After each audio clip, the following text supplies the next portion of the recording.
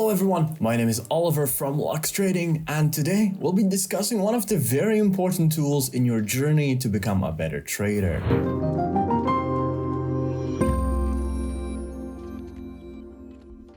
Trading is a complex and ever-changing endeavor, and it's essential for traders to have an overview of their strengths, weaknesses, threats, and opportunities. That's where the SWOT analysis or SWOT comes in. Please don't confuse it with SWAT, the Special Forces. We're not gonna be raiding anybody's house today. A SWOT analysis is a tool that can give you a detailed overview of what and how you're doing. It'll show you what you need to work on and where you'll feel confident to continue.